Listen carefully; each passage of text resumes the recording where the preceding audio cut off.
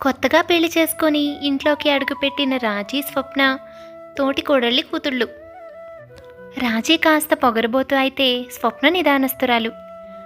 అత్తగారు సావిత్రమ్మ మాత్రం వీరిద్దరూ కలిసిమెలిసి ఉండాలని, ఎప్పుడూ ఇంట్లో గొడవలు రాకూడదని కోరుకుంటూ ఉంటుంది. ఇంట్లోకి అడుగుపెట్టిన తర్వాత రోజే లేనిపోనివన్నీ చెప్పి రాజీ స్వప్నను ఇరికించేసింది. తన తప్పు కూడా లేకుండా తనని దోషిని చేసింది. అలా జరిగినందుకు స్వప్న ఎంతగానో బాధపడుతుంది. అయితే ఇంచుమించుగా స్వప్న ప్రతిరోజు అటువంటి పరిస్థితుల్నే ఎదుర్కోవాల్సిన పరిస్థితి ఏర్పడుతుంది. అమ్మా, రాజీ, స్వప్న, రేపు మన చుట్టాల ఇంట్లో పెళ్లి ఉంది. పక్క ఊరే. మనల్ని రమ్మని మరీ ఫోన్ చేసి చెప్పారు. మొన్న ఒక పెళ్లి శుభలేఖ వచ్చిందే, అదే బాగా కావాల్సిన వాళ్ళు. నాకు వరుసకు తమ్ముడవుతాడు. మీరు చక్కగా రేపు పొద్దున్నే 4 గంటల కల్లా తయారుగా ఉండండి. అందరం కలిసి వెళ్ళొద్దాం. కొత్తగా పెళ్ళైన వాళ్ళు కదా, మిమ్మల్ని చూడాలని, మీ గురించి తెలుసుకోవాలని మన చుట్టాలందరూ అనుకుంటున్నారు. పొద్దున్నే లేచి తయారుగా ఉండాలి. అర్థమైందా? ఇప్పుడు మీరు తయారవ్వండి. పెళ్ళికి ఇవ్వాల్సిన గిఫ్ట్ కొనుక్కొనొద్దాం. అసలే టైం చాలా తక్కువ ఉంది. పొద్దున్నే లేవాలి. అంటే రాత్రి పెంద్రాలే పడుకోవాలి. పదండి వెళ్ళొద్దాం. సరే అత్తయ్య, 10 నిమిషాల్లో తయారవుతాము. కానీ మనం ఏం కొనడానికి వెళ్తున్నాం అత్తయ్య? ఏమోనమ్మా, ఇంకా నేను కూడా ఏమీ అనుకోలేదు. వెళ్ళి చూద్దాం. మావయ్య గారేమో చాలా బిజీగా ఉన్నారు. ఇంకా అబ్బాయిలిద్దరి సంగతి తెలిసిందేగా. రేపు పొద్దున తయారై మనతో పాటు పెళ్ళికొస్తే అదే గొప్ప. అందుకే మన ముగ్గురమే ఏదో ఒకటి చూసి కొనుక్కొద్దాంలే. అయితే నాకు ఈ ఊళ్ళో ఒక దుకాణం తెలుసు అత్తయ్య. అక్కడ మంచి మంచి గిఫ్ట్ ఆర్టికల్స్ ఉంటాయి. పైగా మనకి డిస్కౌంట్ కూడా ఇస్తారు. అక్కడికి వెళ్దామా? చాలా కొత్త కలెక్షన్ ఉంటుంది అక్కడ. ఎక్కడా చూడనటువంటి మంచి మంచి గిఫ్ట్లు ఉంటాయి. అక్కడ చూసారంటే మీకు మంచివి దొరుకుతాయి. బాగా కావాల్సిన వాళ్ళు అంటున్నారు కదా. ఏయ్, నీ మొహం! అత్తయ్య మనకు బాగా దగ్గర చుట్టాలు అని చెప్పారు. వినిపించలేదా? నువ్వే దుకాణం గురించి చెప్తున్నావో నాకు చాలా బాగా తెలుసు. డిస్కౌంట్ కోసమని అక్కడికి వెళ్తామా ఏంటి? అక్కడంతా చీప్ గిఫ్ట్లు దొరికేది. అందులో అన్ని చీప్ గిఫ్ట్లన్నీ దొరుకుతాయి. 1000 రూపాయలకు పైన గిఫ్టే ఉండదు అక్కడ. నేను చాలాసార్లు చూశాను. మన స్టేటస్కి తగ్గట్టు గిఫ్ట్ ఇవ్వద్దా? ఒక పెళ్ళికి వెళ్ళాము అంటే కనీసం 5000 తక్కువ గిఫ్ట్ ఇవ్వకూడదు. అది మన స్టేటస్. ఆ మాత్రం తెలీదా నీకు? ఏం ఉపయోగం? అంతకంటే తక్కువది ఇచ్చామంటే చులకన కట్టేరు. మనమేంటి, మన స్టేటస్ ఏంటి? దీని మాటలేం పట్టించుకోకండి అత్తయ్య. ఇది ఇలాగే అంటూ ఉంటుంది. అన్నిటికీ డిస్కౌంట్లు, హోల్సేల్ ప్రైస్లు, ఇవన్నీ దీనికి బాగా అలవాటైపోయింది. నేనైతే ఎక్కడికి వెళ్ళినా కాస్ట్లీ గిఫ్ట్లే కొంటాను అత్తయ్య. చిన్నప్పటి నుంచి నాకు అలవాటు. మా అమ్మ కూడా అంతే. ఏ చుట్టాల ఇంటికి, ఏ ఫంక్షన్కి వెళ్ళినా సరే 4-5 వేలు తక్కువ గిఫ్ట్ మేము ఎప్పుడు కొన్నది లేదు, ఇచ్చింది లేదు. వీళ్ళిద్దరి వాదన చూసి అత్తగారు తల పట్టుకుంది. అయితే ఒకంత రాజీ మాటలే నిజమనిపించాయి అత్తగారికి. నిజమే, ఎక్కడికైనా వెళ్ళినప్పుడు గొప్పగా ఉండాలంటే గొప్ప గొప్ప గిఫ్ట్లు ఇవ్వాలి మరి. తప్పదుగా. పర్వాలేదులే, నా చిన్న కోడలు అన్ని విషయాలు బాగానే నేర్చుకుంది. అలా అనుకున్న సావిత్రి రాజీని మనసులో ఎంతగానో మెచ్చుకుని వాళ్ళిద్దరిని తీసుకుని దుకాణానికి వెళ్ళి కాస్ట్లీ గిఫ్ట్ కొనుక్కొచ్చింది. స్వప్నకు ఇవన్నీ తెలీదు. చిన్నతనం నుంచి జాగ్రత్త పడడం, పొదుపు చేయడం, అవసరమైన చోట మాత్రమే ఖర్చు పెట్టడం, ఇవన్నీ నేర్చుకున్న స్వప్న తను చెప్పిన ఉపాయంతో అత్తగారు తనని మెచ్చుకుంటుంది అని ఆశించింది పాపం. కానీ అత్తగారు ఆలోచించేలోపే రాజీ తను చెప్పిందే కరెక్ట్ అన్న భావన కలిగేలాగా మాట్లాడింది కాబట్టి ఈసారి కూడా స్వప్నకు అవకాశం లేకపోయింది. మరుసటి రోజు ఉదయం అందరికంటే పొద్దున్నే లేచి తయారవుతోంది స్వప్న. అది గమనించిన రాజీ అక్క దగ్గరకు వెళ్ళి,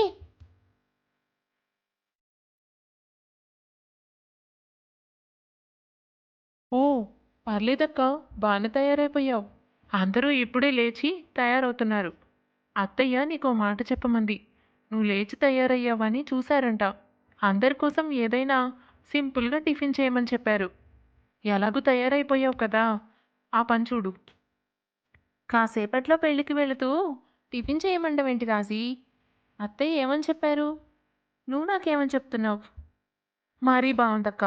పక్క ఊరైతే మాత్రం ఒక గంట వెళ్ళడానికి టైం పడుతుంది కదా. అందరూ పొద్దున్నే లేచాం కాబట్టి ఆకలి వేస్తే ఉంటుందని చేయమన్నారేమో. నాకు మాత్రం ఏం తెలుసు? అత్తయ్య తయారవడానికి వెళుతూ నాతో చెప్పి వెళ్ళారు. నువ్వు ఇప్పటికే సిద్ధంగా ఉన్నావు కాబట్టి నువ్వు ఆ పని పూర్తి చేస్తావని నీతో చెప్పాను. నువ్వు చేయలేకపోతే చెప్పు, నేను తయారయ్యొచ్చి చేస్తాను. ఏమీ పర్వాలేదు. రాజీ మాట్లాడిన దానికి ఏమీ అనలేని స్వప్న అత్తయ్య చెప్పారు కాబట్టి చేయక తప్పదు కనుక వంటింట్లోకి వెళ్తుంది. ఇంతలో కాసేపటికి అత్తగారు, మామగారు, భర్త అందరూ తయారై స్వప్న కోసం వెతుకుతూ ఉంటారు. అత్తగారు స్వప్నని వంటింట్లో చూసి, స్వప్న, వంటింట్లో ఏం చేస్తున్నావు? నీకు చెప్పాను కదా పొద్దున్నే తయారై పెళ్ళికి వెళ్ళాలని. పెళ్ళికి వెళ్ళే వాళ్ళం ఇంట్లో పలహారం చేసి ఎందుకు వెళ్తాను చెప్పు? నువ్వు వంటింట్లోకి వచ్చి పలహారం చేస్తున్నావా? నిన్ను అమాయకురాలు అనాలో మూర్ఖురాలు అనాలో అర్థమవడం లేదు. పొద్దున్నే లేచి అందరికంటే ముందు తయారయ్యావని రాజీ చెప్పింది. నువ్వు సిద్ధంగా బయట నుంచుని ఉంటావనుకుంటే ఎక్కడా కనిపించలేదు. చూడు, నీ వల్ల 10 నిమిషాలు లేట్ అయింది. నిన్ను వెతుకుతూ ఇందాకటి నుంచి మేమందరం గాబరా పడుతున్నాం, తెలుసా? అదేంటత్తయ్యా, మీరు అందరికీ టిఫిన్ సిద్ధం చేయమన్నారని రాజీ నాతో చెప్పింది. నేను తయారై అరగంట పైనే అయ్యింది. తను టిఫిన్ చేయమన్నారని చెప్పిందని వంటింట్లోకి వచ్చాను. లేకపోతే నాకు చేసే ఆలోచనే లేదు. అక్క, నన్ను ఇరికిస్తావేంటి? నేనెప్పుడు చెప్పాను నీకు అత్తయ్య టిఫిన్ చేయమన్నారని? పెళ్ళికి వెళ్ళే వాళ్ళం ఇంట్లో టిఫిన్ ఎందుకు తింటామక్క? నీకు ఆకలేస్తూ చేస్తున్నావేమో. నేను చెప్పానని అబద్ధం చెప్తావెందుకు? నేనేం చెప్పలేదు అత్తయ్య. నేను తయారవుతూ దాన్ని చూసి పొద్దున్నే బాగానే తయారైపోయావు, అత్తయ్య నిన్ను చాలా మెచ్చుకుంటారు అన్నాను, అంతే. ఈ పాటికి సిద్ధంగా బయట కారు దగ్గర నుంచుందేమో అనుకున్నా. మీతో పాటు నేను ఇల్లంతా వెతికాను కదా అత్తయ్య. ఇదిగో చూడరా, ఇది వరుస. నీకే అర్థమవుతోందిగా. నీ భార్య చాలా మంచిది, పనిమంతురాలు అన్నావు. పనిమంతురాలు అన్నది కొంత ఒప్పుకోవాల్సిందే, కానీ అమాయకురాలో లేకపోతే అయోమయం పిల్లో నాకు అర్థం అవట్లేదు. ఎప్పుడూ ఇలాంటి పనులే చేస్తూ ఉంటుంది. రాజీ చూడు ఎంత తెలివైన పిల్లో. ఏదైనా చిన్న మాట చెప్తే చాలు ఇట్టే అల్లుకుపోతుంది, విషయం అర్థం చేసుకుంటుంది. స్వప్న ఎలా బాగుపడుతుందో నాకు అర్థం అవడం లేదు. స్వప్న, ఏంటి నువ్వు? నిన్న రాత్రేమో పొద్దున్నే లేచి తొందరగా తయారయ్యి అత్తయ్యతో మంచి పేరు తెచ్చుకుంటానన్నావు. ఇప్పుడు నీ వలన 10 నిమిషాలు లేట్ అయింది. ముహూర్తం సమయానికి అక్కడికి చేరుకోవాలని అమ్మ రాత్రి చెప్పింది కదా. నాకు తమ్ముడికి కూడా బోలెడంత పనులుంది. నాకు తమ్ముడికి కూడా బోలెడని పనులున్నాయి. ఈ పెళ్లి కోసమనే మేము ఇవాళ లీవ్ పెట్టాల్సి వచ్చింది. అలాంటిది నువ్వు ఇంత లేటు చేయడం ఏంటి? అసలైనా నీకు ఈ మధ్య ఏమైంది? ఎప్పుడు చూసినా ఏవో ఒక తప్పులు చేస్తూనే ఉన్నావు. అది దెబ్బకి దీని తిక్క కుదిరింది. లేకపోతే పొద్దునే లేచి తయారయ్యి మంచి పేరు తెచ్చుకుందాం అనుకుంది. నేనుండగా ఈ ఇంట్లో దాని ఆటలు సాగనిస్తానా? అత్తయ్య ఎప్పుడు నా వైపే ఉండాలి, నన్నే మెచ్చుకోవాలి. దీని మొహానికి మంచి చీర ఒకటి, అందుకే అబద్ధం చెప్పి దీన్ని ఇరికించాను. బాగా తిట్లు తిందిగా, ఇప్పుడు పెళ్ళిలో మొహం మార్చుకుని కూర్చుంటుంది. అందరూ దాన్నే అనుకుంటారు. ఇలా రాజీ స్వప్నని ఇరికిస్తూనే ఉంది. పాపం స్వప్న అన్ని విధాలా నలిగిపోతూ మానసికంగా కొంత కుంగిపోతుంది. అటువంటి పరిస్థితుల్లో పండగ వస్తుంది. మొదటి పండుగ పుట్టింటికి వెళ్ళాలన్నది ఆచారం కదా. ఆ కారణంగా పుట్టింటికి బయలుదేరతారు. స్వప్న కాస్త కుదుటపడుతుంది. తన బాధను తల్లితో పంచుకోవచ్చని, కొంత ఉపశమనం దొరుకుతుందని ఆశపడుతుంది. ఊళ్ళో దిగి బస్టాండ్ దగ్గర తల్లి కానీ తండ్రి కానీ ఎవరైనా వస్తారని ఎదురు చూస్తూ ఉంటారు. ఇంతలో రాజీ తల్లి వనజ అక్కడికి వస్తుంది. రెండో దిన ఆయన పండగకి కావలసిన సామాన్లు అవి తేవడానికి బజార్కి వెళ్ళారు. అందుకే మిమ్మల్ని ఇంటికి తీసుకువెళ్ళడానికి నేను వచ్చాను. అదేంటి పిన్ని, అత్తయ్య ముందు మా ఇంటికి వస్తారు, నేనేగా పెద్ద కూడల్ని. మా ఇంట్లో 2 రోజులు ఉన్నాక పండగ అయిన తర్వాత మీ ఇంటికి వస్తారు. ఇంకా ఒక రోజు ఉంటుంది కదా పండగ, అప్పుడు మీ ఇంట్లో ఉంటారు. ఇప్పుడు అమ్మ వస్తానంది, నువ్వొచ్చావేంటి? అమ్మ కూడా ఏదో పనిలో ఉందిలే స్వప్న. అమ్మతో నేను చెప్పే వచ్చానులే. వదిన గారిని మా ఇంటికి తీసుకెళ్తానని కూడా మీ అమ్మతో చెప్పాను. కంగారు పడకు. అదేదో 2 రోజులు మా ఇంట్లో ఉండి పండక్కి మీ ఇంటికి వస్తారులే. ఎక్కడుంటే ఏముంది, మీరు కూడా అక్కడికే వచ్చేసేయండి. అయినా నా కూతురు అత్తగారు నా ఇంటికి రావాలని నేను అనుకుంటాను కదా. మా వదిన గారు మొట్టమొదటిసారి పండగ మా ఇంటికే వస్తారు. నువ్వు ఇంకేం మాట్లాడకు. సరిగ్గా చెప్పావమ్మా. మరి పెళ్ళయిన వెంటనే వచ్చిన మొట్టమొదటి పండగ మనం తీసుకువెళ్ళి మర్యాదలు చేయాలా వద్దా? ఇదే అన్నీ చేసి నన్ను ఏమీ చేయనీయకుండా చేద్దాం అనుకుంటోంది ఇది. నువ్వొచ్చి మంచి పని చేసావు. పద వెళ్దాం. చేసేది లేక అందరూ కలిసి బయలుదేరతారు. స్వప్న కూడా ఇంటికి చేరుకుంటుంది. ఒంటరిగా వచ్చిన స్వప్నం చూసి తల్లి ఆశ్చర్యపోయి, అదేంటి ఒక్కదానివే వచ్చావు? మీ అత్తగారు మామగారు వాళ్ళందరూ ఎక్కడా? వాళ్ళందరినీ ఇక్కడికే తీసుకువస్తానని వనజ నాతో చెప్పింది. తీసుకురాలేదా? ఏంటమ్మా అలా అంటున్నావు? పిన్ని వాళ్ళింటికి తీసుకెళ్తానని చెప్పానని చెప్పింది. నువ్వు కూడా దానికి ఒప్పుకున్నావని చెప్పింది. అలాగే అత్తయ్య గారిని తీసుకొని వాళ్ళ ఇంటికి వెళ్ళింది. మావయ్య గారు ఆయన ఇంకా రాలేదు. రేపు వస్తారు. అక్కడ పనుండడం వల్ల ఉండిపోయారు. అయినా అత్తయ్య గారిని మొదట ఇటు తీసుకువద్దామని అనుకున్నాను. కానీ పిన్ని వచ్చి నీతో చెప్పానని చెప్పి తీసుకువెళ్ళింది. నీతో ఇక్కడికి తీసుకొస్తానని చెప్పిందా? అవునే. మన ఇంటికి తీసుకువచ్చి దింపుతానని చెప్తేనే వనజని రానిచ్చాను. లేదంటే నేనే వచ్చేదాన్ని. వాళ్ళింటికి కూడా వెళ్ళడం న్యాయమేలే కానీ మొట్టమొదట పెద్ద కోడలివి కదా, ఇటు వస్తారని ఆశపడ్డాను. తర్వాత వాళ్ళింటికి కూడా వెళతారు. కాదంటమ్మా ఏంటి? అమ్మా, పిన్ని సంగతి నీకు తెలియంది కాదుగా. చిన్నప్పటి నుంచి ఇంటికి చుట్టాలు ఎవ్వరొచ్చినా తన చుట్టరికం కలుపుకొని తన ఇంటికి తీసుకెళ్తుంది. మనతో మాట్లాడివ్వదు, మన ఇంటికి రానివ్వదు. తెలిసి తెలిసి తనని ఎందుకు పంపించావు? ఇక్కడ పిన్ని అంతే, అక్కడ రాజీ అంతే. రాజీ నాకు నరకం చూపిస్తోంది.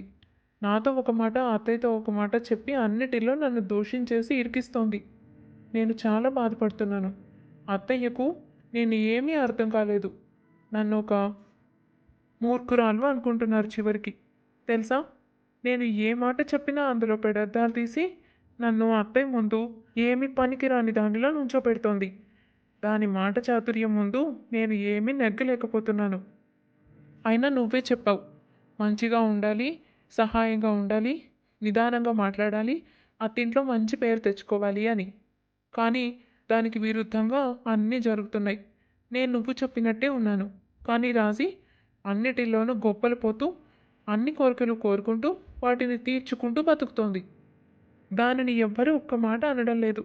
కానీ నేను మాత్రం ఎవ్వరికీ కాందాన్ని అయిపోయాను. స్వప్న మాటలు విని తల్లి కూడా చాలా బాధపడుతుంది. ఏం చేయనే, నాకు తెలిసిందే నీకు చెప్పాను.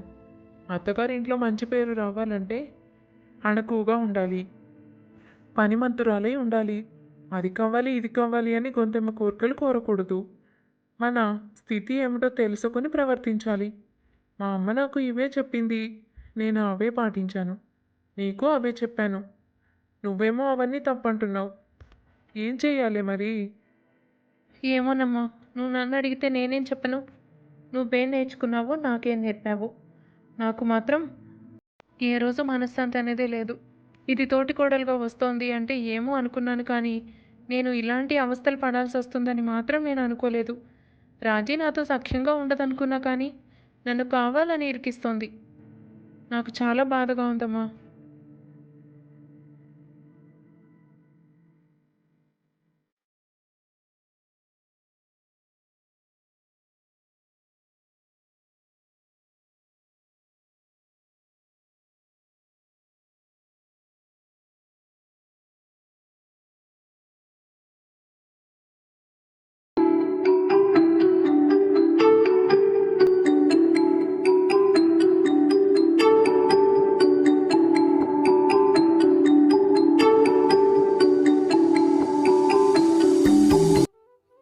ఈయన పేరు పరంధామయ్య.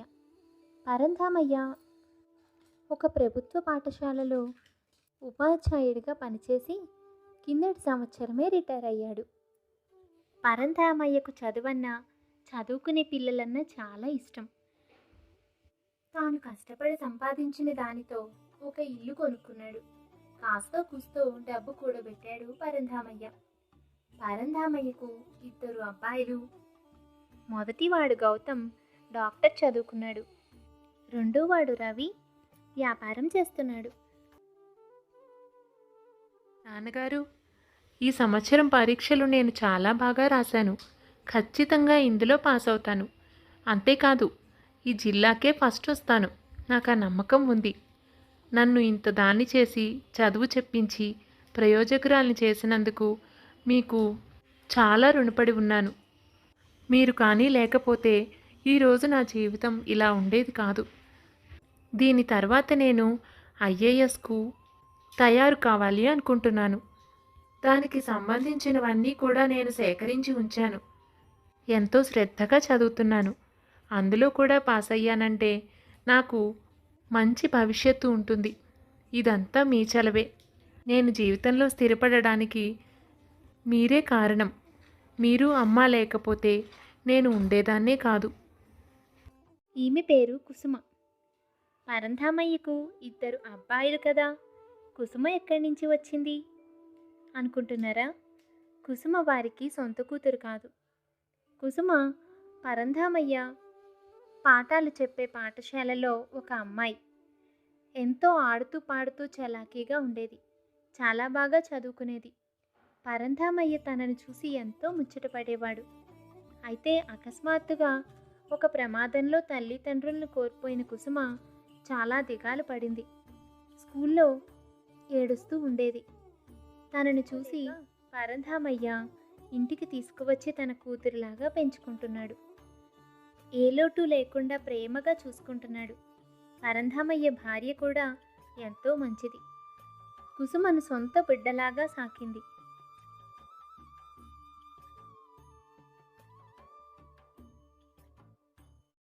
అయితే కుసుమను పెంచుకోవడం గౌతమ్కు రవికి మొదటి నుండి ఇష్టం లేదు. వారిద్దరూ కుసుమతో విభేదించారు. బలవంతం మీద ఏమీ మాట్లాడలేకపోయేవారు. అలా కొంతకాలం గడుస్తుంది. ఒకరోజు తండ్రి కొడుకులిద్దరినీ పిలిచి ఇలా అంటాడు. కుసుమ ఫలితాలు వచ్చాయి. జిల్లాలో మొదటి ర్యాంక్ వచ్చింది. నాకు చాలా సంతోషంగా ఉంది. చాలా కష్టపడి చదివి ఈ స్థాయికి వచ్చింది. దీని తర్వాత ఐఏఎస్కు తయారవ్వాలని అనుకుంటోందట. మొన్ననే నాతో చెప్పింది. తన కోరిక ప్రకారం జీవితంలో స్థిరపడితే అంతకంటే మనకు కావాల్సింది ఏముంది? ఇక ఆ తర్వాత వివాహం చేయాలి. అన్నగా మీరిద్దరూ ఆ బాధ్యతను తీసుకోవాలి. ఇప్పటి నుండే తన కోసం ఒక మంచి వరుణ్ణి వెతకండి. ఇప్పుడే కాదు, నా తర్వాత కూడా తను మీ తోబుట్టువులాగా ఇంటికి వచ్చి వెళ్ళడానికి మీరెప్పుడూ తనను ఆదరించాలి. ఏంటి నాన్న మీరు అనేది? ఇంతకాలం తనను ఇంట్లో ఉంచుకోవడం, చదివించడమే మా ఇద్దరికి ఇష్టం లేదు. మీ ఇష్టం కాదనలేక మేమేమీ చేయలేకపోయాం. తనెవరని మనతో పాటు ఉండి చదువుకోవడానికి, ఈ ఇంట్లో ఉండడానికి? సరే, అయిపోయిందేదో అయిపోయింది. మీరే చెప్తున్నారుగా ఫలితాలు వచ్చాయి, మంచి ర్యాంక్ వచ్చిందని. మరింకే తనకు కావలసినట్టుగా వెళ్ళి ఎక్కడో ఒక్కడ ఉండి చదువుకోమనండి. ఉద్యోగం చేసుకుంటూ కూడా ఐఏఎస్కు తయారవ్వచ్చు. తన సొంత డబ్బుతో తను నిలబడమనండి.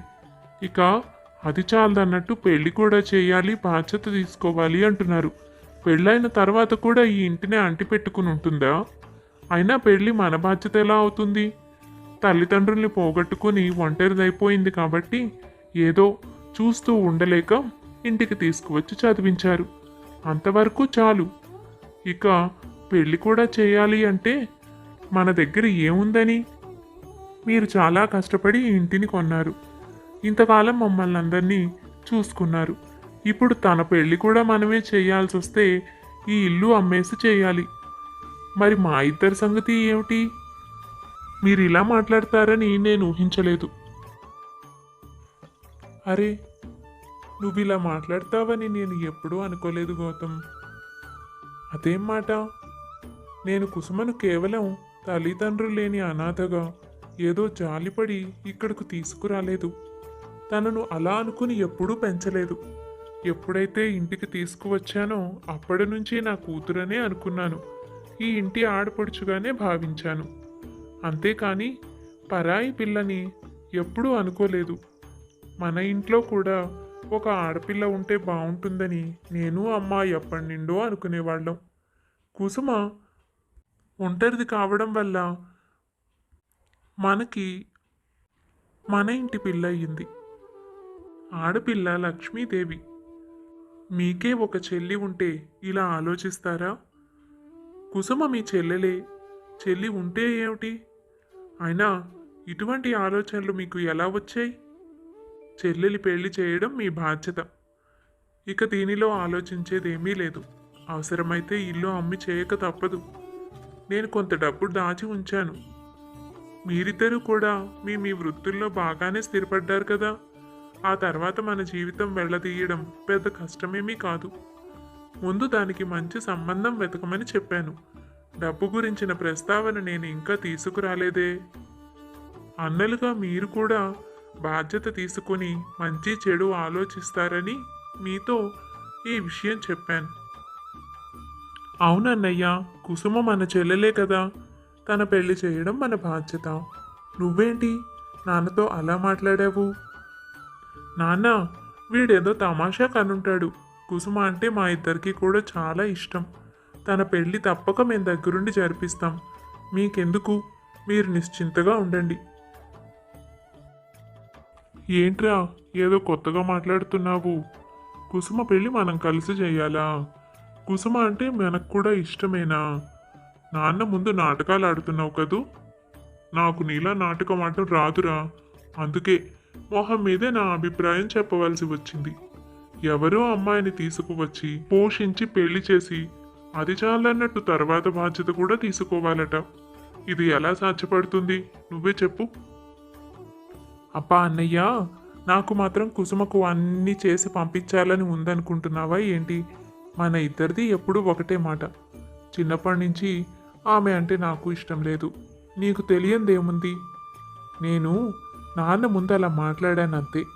ఎందుకంటే ఇంకొక 10 రోజుల్లో నాన్న అమ్మ తీర్థయాత్రలకు బయలుదేరుతున్నారు. ఈ విషయం తెలుసుగా నీకు కూడా. ఒక వారం రోజుల దాకా రారు. ఆ సమయంలోనే కుసుమను ఏదో ఒక రకంగా ఇంటి నుండి బయటికి పంపించేద్దాం. నేరం తనపైనే వేద్దాం.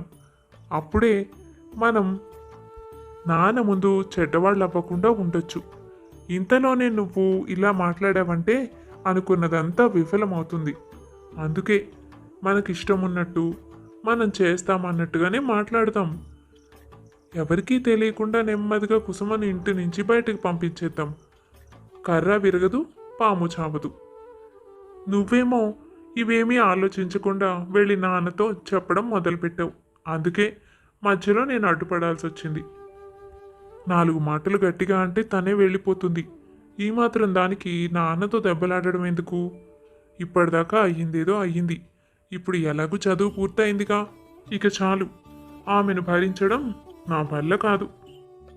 అలా అన్నదమ్ములిద్దరూ చివరకు కుసుమను ఏదో ఒక రకంగా బయటికి పంపించేద్దామని ఆలోచించసాగారు. ఈ సంగతంతా తెలియని పరంధామయ్య భార్యతో సహా కలిసి తీర్థయాత్రలకు బయలుదేరాడు. తర్వాత ఏం జరుగుతుంది? అన్నదమ్ముల నుండి కుసుమ ఎటువంటి సవాల్ను ఎదుర్కోబోతోంది? అవన్నీ తర్వాయి భాగంలో చూద్దాం.